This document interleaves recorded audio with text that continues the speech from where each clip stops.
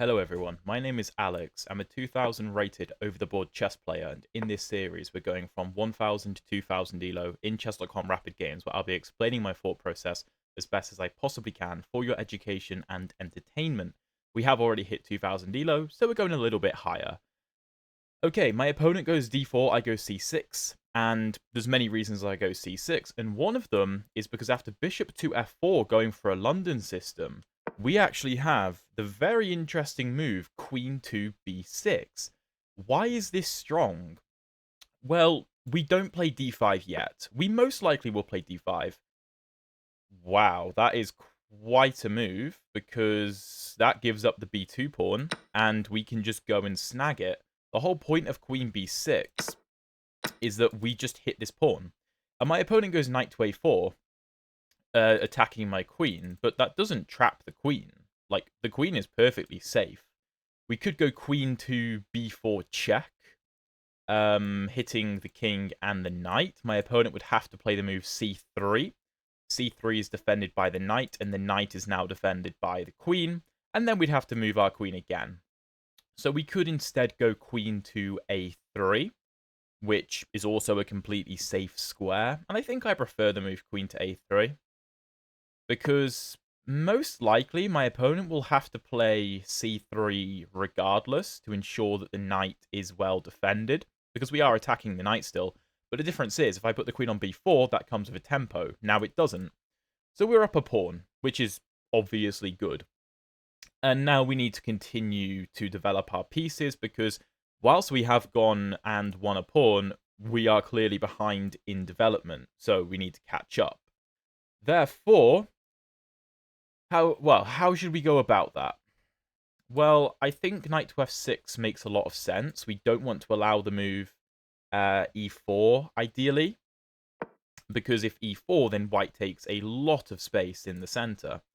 I am aware that this knight could come to c5, because we haven't yet moved our e-pawn for our bishop to control that square, but I'm not all that fussed. Okay, I think e3 is a mistake. I was expecting the move knight to f3, because e3, I believe, just allows knight d5, hitting the bishop and the pawn on c3.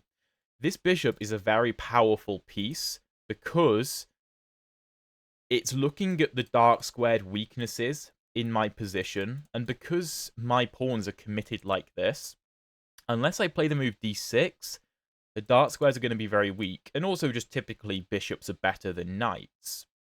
Obviously, this bishop is quite good. So knight d5 looks very tempting, hitting the bishop and hitting the c3 pawn, which we would be threatening to win. We could also throw in b5 if we want, kicking the knight away and winning the c3 pawn, which admittedly is not a terrible idea, because now if we take on c3 after like b5, knight c5, queen c3, there's no bishop to d2 as well. So yeah, knight d5 is tempting, b5 is also tempting. I'm not really sure what my opponent's doing here, to be honest. This seems very strange, the way he's going about this position. I don't know. Both moves look great. Both moves look really strong. I think I'm going to go b5, because my opponent has no way to attack my queen. The rook can't try and swing up. One, because that would block the queen's defense of the knight. Two, that would just drop the a2 pawn. b5, I suppose, is also useful, because it takes away the c4 square from the bishop in the long run. And our knight is still threatening to jump into the position. I would not be surprised if we see a relatively quick resignation from my opponent, because this position is untenable.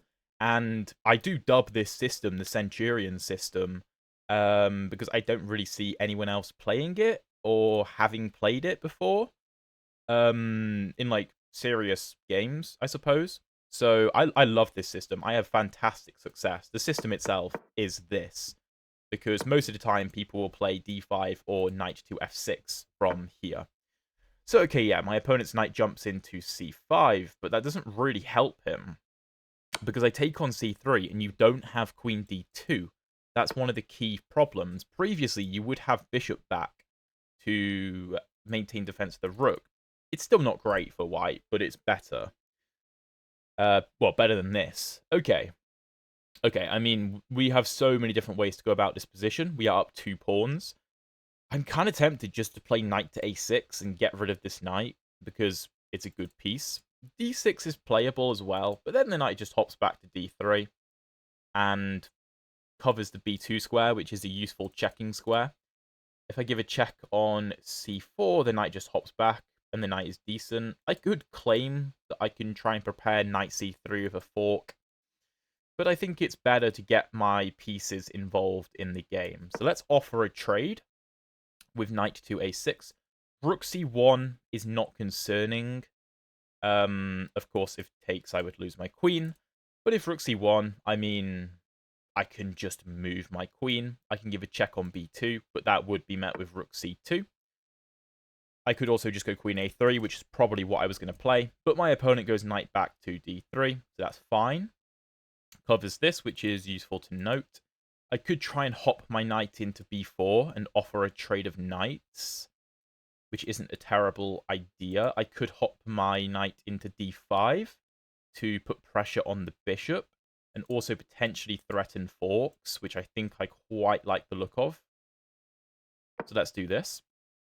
You have to be very careful when your queen is this deep in enemy territory. You really do have to be careful. But one of the reasons I'm not so concerned is I always have the a3 square to go back to if I want it. And also, this bishop can't properly get out. This knight struggles to get involved because the king is in the way. This rook can only do so much, and this bishop is completely out of the game in terms of defending the king, which is great news. You may be noticing that if we could move our queen, we can play knight to c3 check.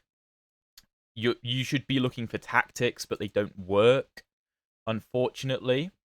So we could drop our knight into b4. Because then if rook b1, knight d3, rook c3, knight c3, that comes with a fork.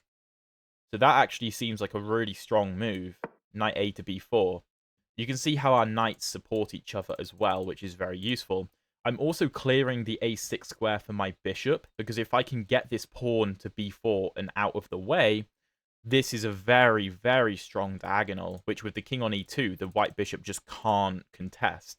By the way, if you're enjoying this video so far, please drop a like and subscribe if you haven't already. I would really appreciate it. And for those of you who hate facing the London system, which I know a lot of people play the London system, so this is kind of how I play against it. And hopefully, as you can see, very good success. I mean, my opponent is, over 2,000 rated, and he's completely crumbled in, like, what, 6 or 7 moves? His position is completely crumbled. It's a fantastic system. King f3. Wow. Wow, what a move. Not a terrible idea, in fairness to my opponent. There's not a whole lot of squares the king can go to, so that's not an awful idea, bringing the bishop into the game. And it's not actually that easy for me to check the king. Of course, I'd love to get something like this in, but that's a little bit of a longer-term plan. If I do play d6, which obviously just prepares to develop my light-squared bishop, I suppose c6 gets a bit weakened by that, and the rook is going to come to c1, which is annoying. I could take the knight, and after bishop takes, maybe I can just swing my other knight to b4 and apply pressure to the bishop. That's not a bad idea. Trades are obviously in my favor as well, because let's not forget that I'm up 2 pawns. Let's not forget that. Yeah, this looks pretty strong. And white doesn't have time for knight to e2 because I will take the bishop with the queen. You don't have time for rook c1 because I'll take the bishop with the queen. And the question is, where are you going to put the bishop? If you put the bishop on b1, you hang the rook. If you put the bishop on e4, I think I just have d5. Opening up my bishop with tempo. And you don't have time for rook c1 because taking on e4 comes with check every single time. I'm now a step closer to achieving bishop g4 ideas as well, which is quite useful. Although, to be honest, playing h5 to set that up doesn't seem all that good to me because white can just play h3 and stop it. So it seems like a waste of time, to be honest. But opening up my bishop is not a bad thing. And where is this bishop going? Where is the bishop going? Because b1 hangs the rook, c2 hangs the bishop, d3 hangs the bishop, staying there hangs the bishop, f5 hangs the bishop, and g6 and h7 hang the bishop. So the bishop's completely trapped.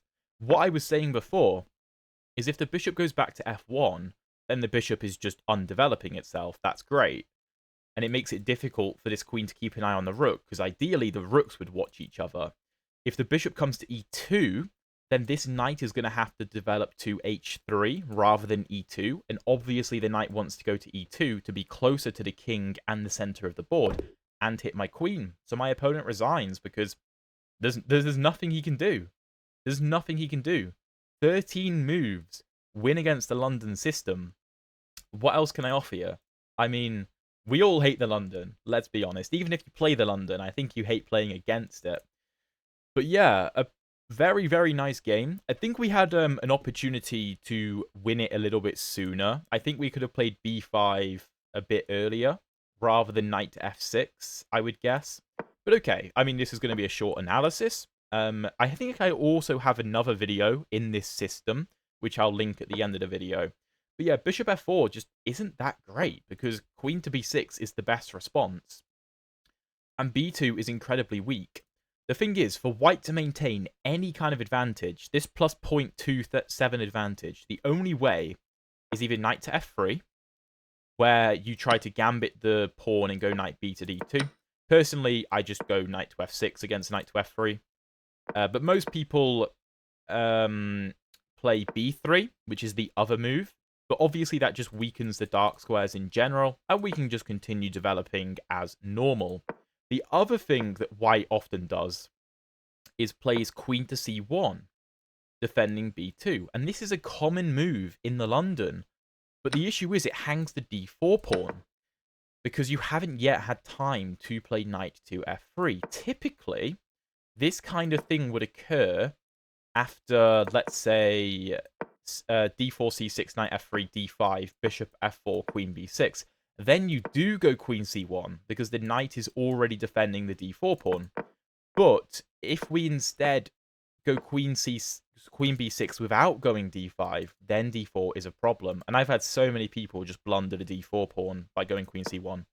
But knight c3 is chosen. This is still fine for white, but we are, I mean, slightly better, which on move 3, as the black pieces, you can't ask for much more than that. And the only good move is bishop d2, which I have had people play against me before. You can just drop the queen back. I think I've had this in an over-the-board game, actually. In like a classical over-the-board game, which I went on to win. And here, white has to defend the center, of course. We should drop our queen back to c7, because it's vulnerable otherwise. And then we can just continue normal kind of development. Knight f6, d6, maybe fianchetto the bishop. You can play d5, but you should watch out for e4 with a lot of counterplay. Knight a4 played. As I said, queen b4 check is playable, but after c3, we're going to have to move the queen a second time. So it's better to go queen to a3, because the c-pawn has to move regardless, because the knight needs to be defended. And here, yeah, I missed an opportunity with knight to f6. I should have just played the immediate b5, and we can go ahead and win the c3 pawn regardless. Bishop d2, queen d4, rook c1, and we're just up 3 pawns. This is undefendable for white, really.